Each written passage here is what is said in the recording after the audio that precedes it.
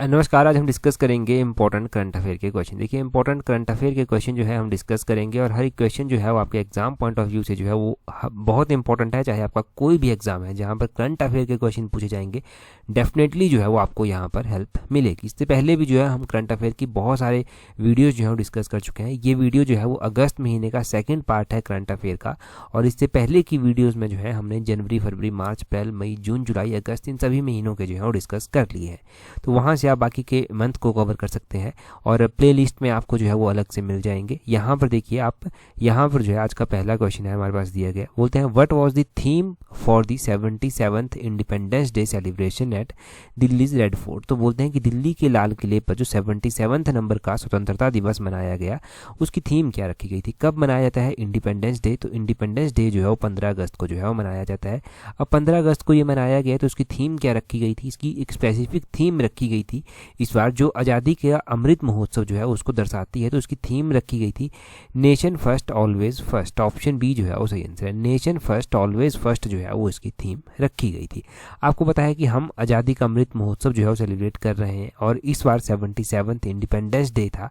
और दिल्ली का जो रेड फोर्ट है वहाँ से जो है आपको पता है कि सलामी जो है वो दी जाती है, 21 तोपों की सलामी जो है वो दी जाती है। प्रधानमंत्री नरेंद्र मोदी जो है वो वहाँ से जो है वो क्या करते हैं, तिरंगे को जो है वो लहराते हैं। और इस बार की थीम आपको पता चल गई, 21 तोपों की सलामी क्यों दी जाती है। ये देखो एक प्रैक्टिस है जहाँ से रिस्पेक्ट, ऑनर और सेलिब्रेशन का जो है जो पता चलता है। इन मौक़ों पर जो है ये दी जाती है, जब सेलिब्रेट करना होता है चीज़ों को, तब जो है ये 21 तोपों की सलामी जो है वो दी जाती है। ये आपने ध्यान रखना है और इसकी थीम बहुत ज़्यादा इंपॉर्टेंट है, तो वो आप ज़रूर ध्यान रखें, वो नहीं भूलनी चाहिए। इससे पहले आपको पता है हमने रिपब्लिक डे जो था वो मनाया था। रिपब्लिक डे हमने कब मनाया था, रिपब्लिक डे हमने मनाया था 26 जनवरी को। 26 जनवरी को जो था हमने रिपब्लिक डे मनाया था। तो 2023 का जो रिपब्लिक डे था वो इम्पोर्टेंट था, क्योंकि 2023 के रिपब्लिक डे पर चीफ गेस्ट कौन आए थे वो क्वेश्चन पूछा जाता है। तो वो इजिप्ट के प्राइम मिनिस्टर आए थे, इजिप्ट के जो था वो प्रेसिडेंट आए थे जिनका नाम अब्देल फतेह एल सीसी था। अब्देल फतेह एल सीसी जो था वो आए थे, ये इजिप्ट के प्रेसिडेंट हैं, ये भी आपने ध्यान रखना है। अगला क्वेश्चन देखते हैं हमारे पास क्या पूछा गया है नेक्स्ट क्वेश्चन में बहुत ज़्यादा इंपॉर्टेंट क्वेश्चन है। बोलते हैं how many days did it take Chandrayaan 3 to reach the lunar orbit after its journey begin. तो बोलते हैं कि चंद्रयान 3 को जो था, चंद्रयान 3 जो आपने सुना लॉन्च किया गया, उसको जो है अपनी यात्रा शुरू होने के बाद जो है वो चंद्रमा की कक्षा तक पहुंचने में कितना समय जो है वो लगा। अब आपको एग्जैक्टली पता होना चाहिए चंद्रयान का पूरा सिनेरियो। यहाँ से हम चंद्रयान 3 का पूरा सिनेरियो जो है वो समझेंगे, फिर आपके सारे के सारे डाउट जो हैं वो क्लियर हो जाएंगे। देखिए चंद्रयान 3 का सिनेरियो किस तरह से रहा, कब ये लॉन्च हुआ ये आपको पता होना चाहिए, कब ये लैंड वहाँ पर सॉफ्ट लैंडिंग इसने कब की और उनके बीच में कितना दिनों का गैप था वो आपको पता होना चाहिए। इसने 23 डेज लिए, वैसे ऑप्शन सी जो है वो सही आंसर है, 23 डेज इसने लिए, ये तो सही आंसर हो गया। अब इसकी जर्नी जो है वो जानते हैं कि किस तरह से जो है वो चंद्रयान 3 की जो है वो जर्नी रही। अब देखो 23 दिन जो है ये लेता है, आपने इसकी जर्नी पूरी याद रखनी है कि कब ये लॉन्च किया गया, किस तरह से जो था वो पूरी तैयारी जो था वो हुई थी, कहाँ से लॉन्च किया गया था। तो चंद्रयान 3 जो था ये 14 जुलाई को जो है वो लॉन्च कर दिया जाता है। 14 जुलाई 2023 को जो है ये लॉन्च कर दिया जाता है। अब 14 जुलाई को जो है लॉन्च किया जाता है। इसका जो लॉन्चिंग व्हीकल था वो था LVM-3, ये आपने ध्यान रखना है, LVM-3M4 जो था वो इसका लॉन्च व्हीकल था जहाँ से इसको लॉन्च किया गया। और ये आपने ध्यान रखना है कि जब इसको लॉन्च किया गया तो इसके अलग अलग जो है वो मोड रहे। जब ये अपने लूनर ऑर्बिट में जाकर जो है वो इंसर्ट हुआ तो 5 अगस्त को जो है वो ये इंसर्ट हो जाता है। 5 अगस्त 2023 को जो है ये यहाँ पर जाकर जो है वो इंसर्ट हो जाता है। और सॉफ्ट लैंडिंग जो ये करता है ना वो 23 अगस्त को जाकर जो है वो करता है। 23 अगस्त को जाकर जो है ये अपनी सॉफ्ट लैंडिंग जो है वो वहाँ पर जाकर करता है। और आपने देखा होगा कि इसने जो है वो साउथ पोल पर जो है वो लैंडिंग की, जाकर वहाँ पर कौन से पोल पर, साउथ पोल पर जाकर लैंडिंग ये करता है। आपको इस बार पता होना चाहिए कि इस बार इसरो जो था वो बड़ा श्योर था कि इस बार ये मिशन जो है वो फेल नहीं हो सकता, क्योंकि इसरो ने जो था वो बड़ा स्ट्रॉन्ग बैकअप जो था वो इसके लैंडर का, इसके रोवर का और इसके जो प्रोपल्सन मॉड्यूल था उसका बड़ा एक स्ट्रॉन्ग जो था वो बैकअप बनाया था कि अगर एक फेल हो जाता है तो दूसरा सिस्टम ऑटोमेटिकली काम करेगा, दूसरा फेल हो जाता है तो तीसरा काम करेगा। तो इसलिए इसरो इस बार बड़ा श्योर था कि हम जो है वो फेल हो नहीं सकते इसमें, ये जो है वो कहा गया था। तो 23 दिन जो है वो इसने लिए 14 जुलाई के बाद 5 अगस्त तक अपने लूनर ऑर्बिट में एंटर करने के लिए। और उसके बाद जो है उसके बाद ये 23 अगस्त को जाकर जो है ये एक सॉफ्ट लैंडिंग जो है वो कर जाता है। और श्रीहरिकोटा से जो था वो इसको लॉन्च किया गया था, जो तीर्थ धवन स्पेस सेंटर है श्रीहरिकोटा का, वहाँ से जो था वो इसको लॉन्च किया गया था। ये भी आपने ध्यान रखना है। तो चंद्रयान 3 के बारे में आपको सारी जानकारी मिल गई। यहाँ से इंपॉर्टेंट क्वेश्चन डेफिनेटली पूछे जाएंगे। अगला क्वेश्चन देखिए हमारे पास क्या पूछा गया है। नेक्स्ट क्वेश्चन में हमसे पूछते हैं, बोलते हैं what is the name of India's solar mission Aditya L1 launch vehicle. तो आपको पता है कि इंडिया का जो है सोलर मिशन भी जो है वो लॉन्च किया गया, और इंडिया का जो सोलर मिशन लॉन्च किया गया उसका जो लॉन्च व्हीकल है उसका नाम जो है वो पूछा गया है। इंडिया का जो सोलर मिशन था आदित्य L1, इसका नाम ध्यान रखना है, आदित्य L1 जो है वो इसका नाम है। और इसका जो लॉन्च व्हीकल था वो था PSLV C57, ये जो था वो इसका लॉन्च व्हीकल था जहां से इसको लॉन्च किया गया। आपने चंद्रयान 3 का जान लिया, आदित्य L1 का भी जान लिया। अब ये जो है वो फर्स्ट सोलर मिशन है इंडिया का। आपने ध्यान रखना है कि इसको लॉन्च कब किया गया था, तो उसको 2 सितंबर को लॉन्च किया गया था। 2 सितंबर 2023 को जो था वो इसको लॉन्च किया गया था। ये आपने ध्यान रखना है। सूर्य पे जाकर ये करेगा क्या, ये स्टडी करेगा एनर्जी सोर्सेज फ्रॉम, जो सूर्य से एनर्जी सोर्सेज होते हैं उनके बारे में जाकर जो है ये स्टडी करेगा। और आपको पता होना चाहिए कि सूर्य की किरणें जो है वो पृथ्वी तक पहुंचने में कितना समय जो है वो लेती हैं। सूर्य की किरणें पृथ्वी तक पहुंचने में जो है वो लगभग 8 मिनट और 20 सेकंड का समय जो है वो ले लेती हैं अप्रॉक्सीमेटली। आपने ये ध्यान रखना है कि कितना टाइम जो है ये लेती हैं। तो ये इंपॉर्टेंट क्वेश्चन आदित्य L1 के बारे में भी हो गया। अगला क्वेश्चन देखिए, बोलते हैं in which location is the 31st world university games currently begin held. तो बोलते हैं कि 31st जो विश्वविद्यालय खेल वर्तमान में हुए वो कहाँ पर आयोजित किए गए।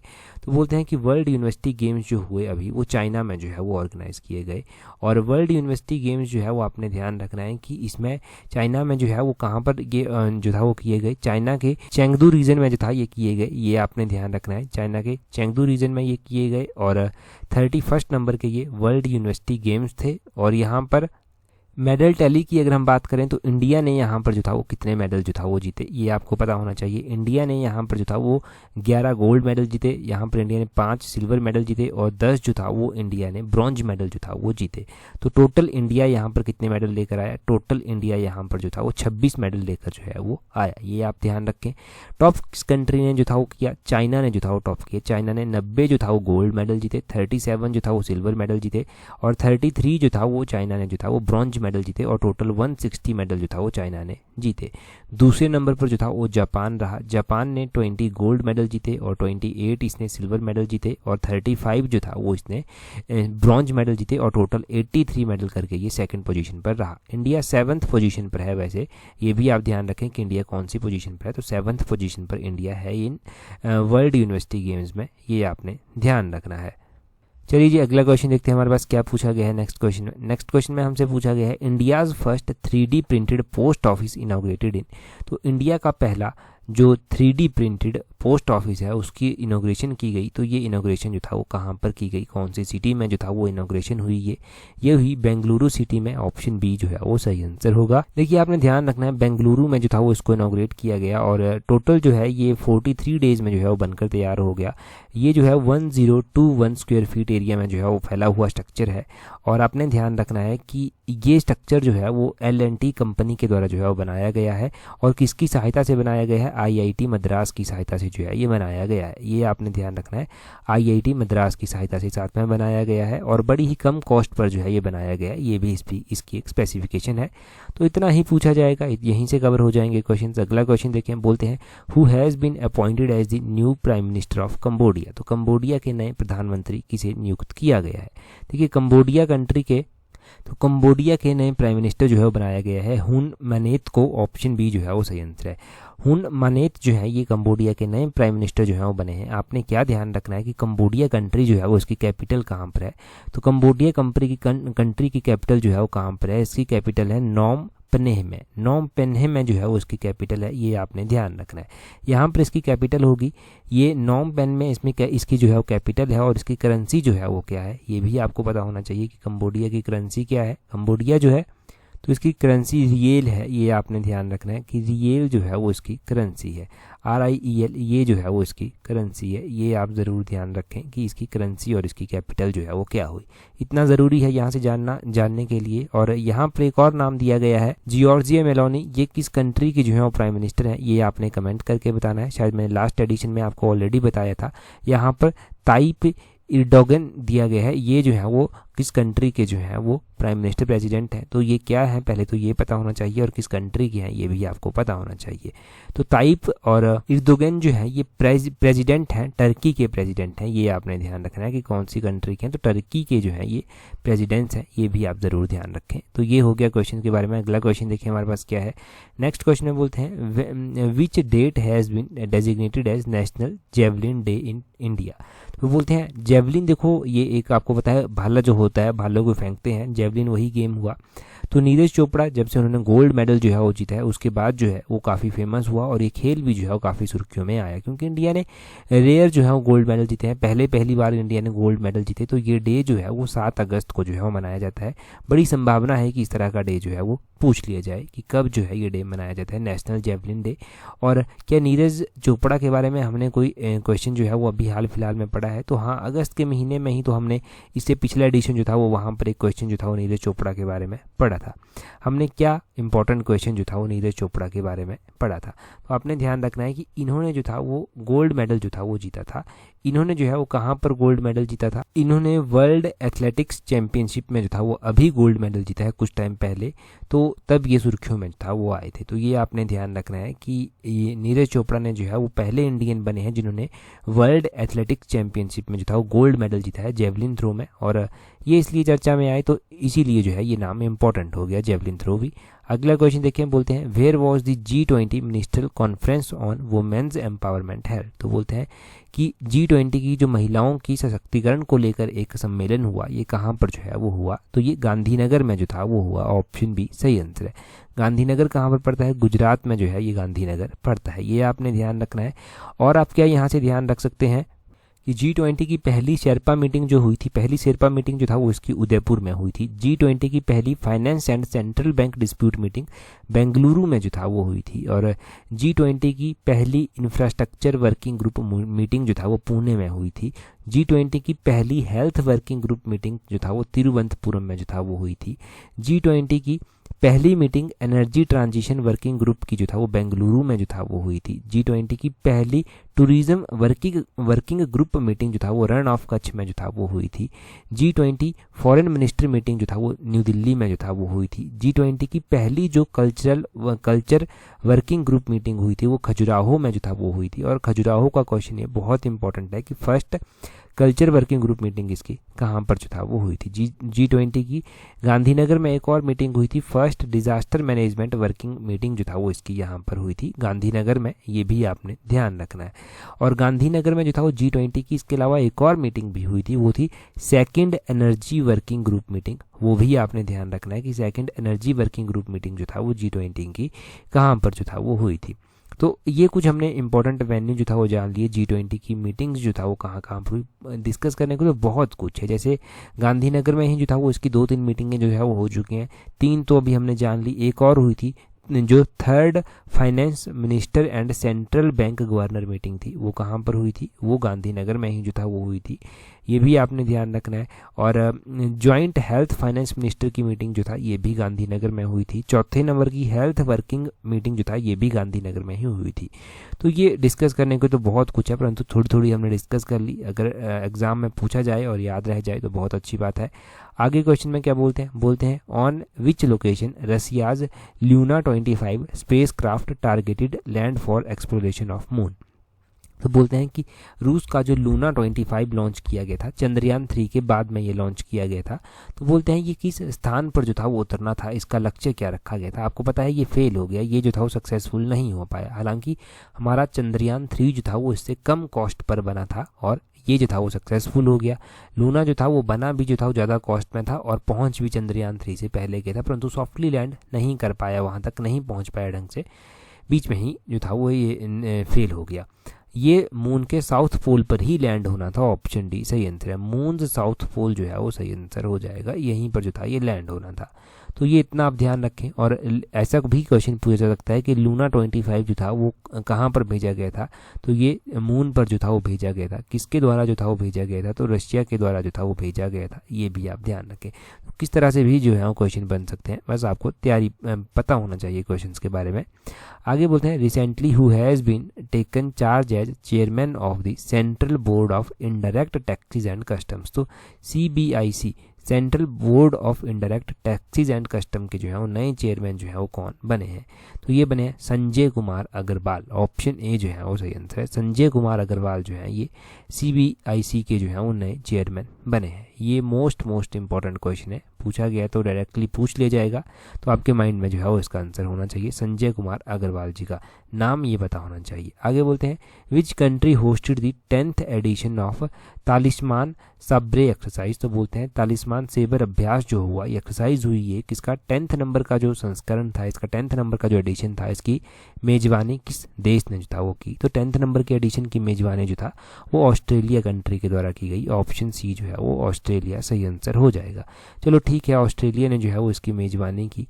ये एक्सरसाइज जो है वो बाई एनुअल एक्सरसाइज है और मल्टी नेशनल एक्सरसाइज है जो ऑस्ट्रेलिया और US के द्वारा जो है वो करवाई जाती है। ये आपने ध्यान रखना है। बाई एनुअल का मतलब क्या हो गया? मतलब द्विवार्षिक जो है वो इसका मतलब होता है कि ऐसी चीज़ जो 2 सालों में जो है वो एक बार होती है ना। तो ये आपने ध्यान रखना है कि 2 सालों में एक बार होती है, तब ये और भी ज़्यादा इंपॉर्टेंट है। इस बार ऑस्ट्रेलिया के द्वारा जो था ये होस्ट की गई, 10th एडिशन इसका था। और इस बार की जो एक्सरसाइज हुई लगभग 30-34 हज़ार से ज़्यादा मिलिट्री पर्सनस ने जो था वो इसमें पार्टिसिपेट किया और 13 से ज़्यादा जो था वो नेशन यहाँ पर पार्टिसिपेट जो था वो कर रहे थे। ये भी आपने ध्यान रखना है। तो ये छोटा सा डाटा था हमारे पास। अगले क्वेश्चन में बोलते हैं which country has been selected as the host country for the Asian games 2023। तो बोलते हैं एशियाई खेल 2023 के लिए किस देश को जो है वो मेजबान देश के रूप में चुना गया है? ये जो एशियन गेम्स 2023 की होंगी, ये जो है वो कौन सी कंट्री जो है वो होस्ट करेगी? आपको पता होना चाहिए कि ये होस्ट की जाएंगी चाइना के द्वारा, जो है ये होस्ट की जाएंगी। ऑप्शन बी चाइना जो है वो सही आंसर हो जाएगा। अब चलो ठीक है, चाइना के द्वारा जो है ये होस्ट की जाएगी। यहाँ से क्या कुछ और भी आपको याद रखना चाहिए इसके अलावा? तो इसके अलावा आप यहाँ से ये ध्यान रखना है आपने कि 1951 में जो था वो न्यू दिल्ली के द्वारा जो था वो इन्हें होस्ट किया गया था। ये आप ध्यान रखें, सबसे पहली बार जो था वो इंडिया ने ही जो था वो इन्हें होस्ट किया था।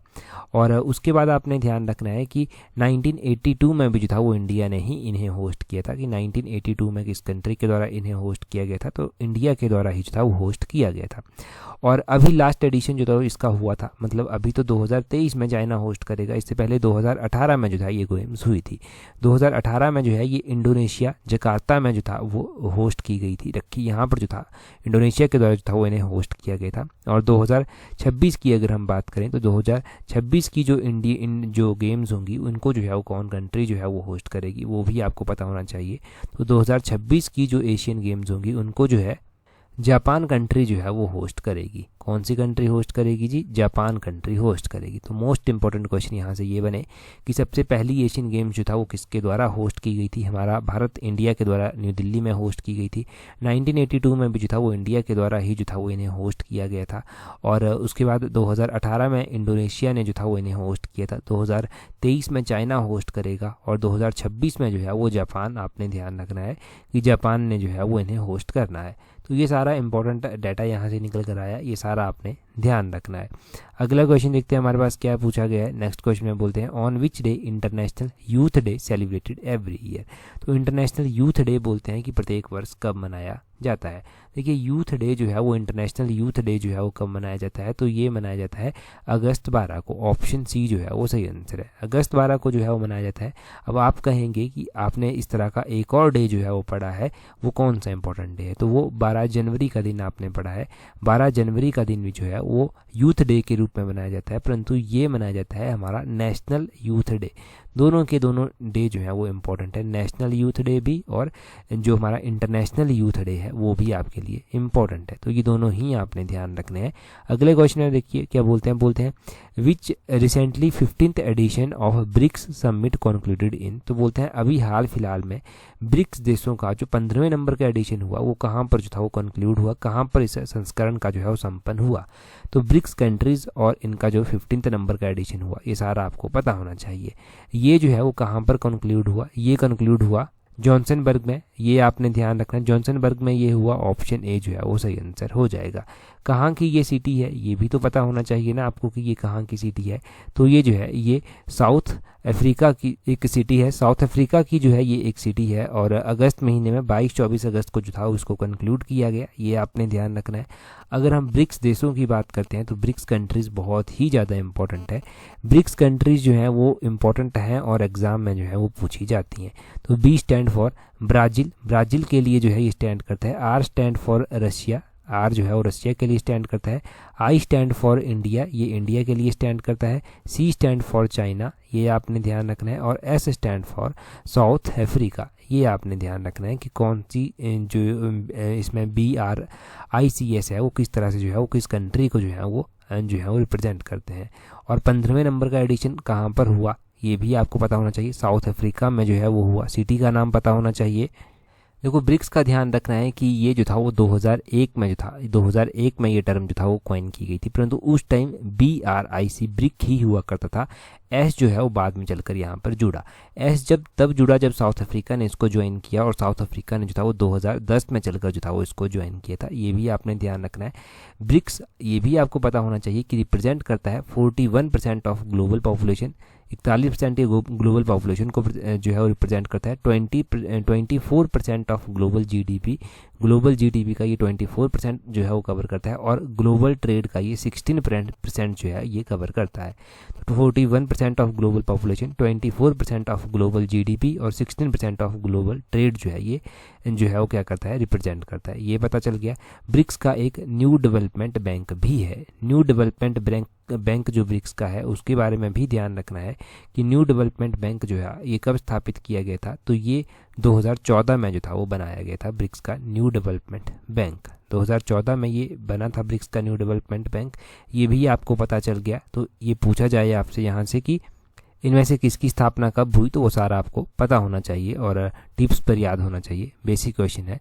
आगे क्या बोलते हैं यहाँ पर, नेक्स्ट क्वेश्चन में बोला गया है recently who has been conferred with the Greece grant cross of the order of honour. तो बोलते हैं कि हाल ही में ग्रीस के grand cross of the order of honour से जो है वो किसे सम्मानित किया गया। तो ये ग्रीस का जो है वो सेकंड हाईएस्ट सिविलियन अवार्ड है, ये आपने ध्यान रखना है। और ये जो है वो second most prestigious civilian award है। तो इससे जो है वो प्रधानमंत्री नरेंद्र मोदी जो हमारे भारत के प्रधानमंत्री हैं उन्हें जो है वो ऑनर किया गया है। ऑप्शन सी सही आंसर। चलो ठीक है, प्रधानमंत्री नरेंद्र मोदी जी को जो है वो ऑनर किया गया है। और आपको क्या यहाँ से पता होना चाहिए, ये जो अवार्ड था जिसका नाम है ऑर्डर ऑफ द ऑनर, ये कब एस्टेब्लाइज हुआ था, 1975 में जो था वो इसको एस्टेब्लाइज किया गया था। हो सकता है स्टेटमेंट बेस्ड क्वेश्चन में जो है ये पूछ ली जाए कि कब इसको एस्टेब्लाइज किया गया था। 1975 में किया गया था। और यहाँ की जो प्रेसिडेंट हैं कैटरीना, उनके द्वारा जो है वो जो था वो क्या किया गया था, इन्हें जो था ये सम्मान दिया गया, इन्हें जो था वो ये सम्मान प्राप्त हुआ, ये भी ध्यान रखें। इससे पहले भी जो है प्रधानमंत्री जो है वो अलग अलग कंट्रीज़ में जो है वो जाते रहे हैं और हमने वो पढ़ा भी है कि कहाँ पर उनको ऑनर जो था ये मिला इस तरह का। जैसे कि फ्रांस वो गए थे, तो फ्रांस का जो हाईएस्ट अवार्ड है grand cross of the legion, तो उससे जो था वो उन्हें ऑनर किया गया था। ये भी आपने ध्यान रखना है कि फ्रांस में भी जो है वो उन्हें ऑनर सम्मान मिल चुका है। और जब फ्रांस गए थे तो फ्रांस के प्रेसिडेंट एम्यूल जो मैक्रोन हैं उनके द्वारा जो था वो इन्हें ये दिया गया था। तो वो आप ध्यान रखें कि फ्रांस का भी मिल चुका है, ग्रीस का भी मिल चुका है, और भी बहुत सारी कंट्रीज़ है, परंतु लेटेस्ट वन जो हमने पढ़ी हैं वो ये हमने पढ़ रखी हैं कि कौन कौन सी कंट्रीज़ में ये गए थे और कहाँ कहाँ पर इनको ये सम्मान जो है वो मिला। और फ्रांस से पहले वो जो था वो इजिप्ट गए थे, तो order of the Nile award जो है वो इजिप्ट का है, order of the Nile award है इजिप्ट का, वो भी हमने पढ़ रखा है, वो भी जो था वो इन्हें मिला था, ये आप ध्यान रखें। अब अगस्त महीने में गए थे तो इन्हें ये ग्रीस का अवार्ड मिला, जुलाई महीने में गए थे तो इन्हें ये फ्रांस का अवार्ड मिला, ऑर्डर लीजन ऑफ ऑनर, और जो जुलाई से पहले जून में गए थे तो इन्हें जो था ये ऑर्डर ऑफ नाइल अवार्ड मिला, और ये इजिप्ट का जो है वो हाईएस्ट अवार्ड है। और इजिप्ट के प्रेसिडेंट आपको पता है कि जब इंडिया में रिपब्लिक डे था 26 जनवरी था, 26 जनवरी को जो था ये यहाँ पर बुलाए गए थे और इनको जो था वो चीफ गेस्ट के रूप में यहाँ पर बुलाया गया था, वो भी आपने ध्यान रखना है, नोट करना है। अच्छा, हम बार बार इजिप्ट की बात कर रहे हैं, 2 बार तो इजिप्ट की बात होगी। इजिप्ट की कैपिटल कहाँ पर है, क्या आपको पता है? हमने बहुत बार डिस्कस की है, जल्दी से बताइए कमेंट करके कि इजिप्ट की कैपिटल कहाँ पर है।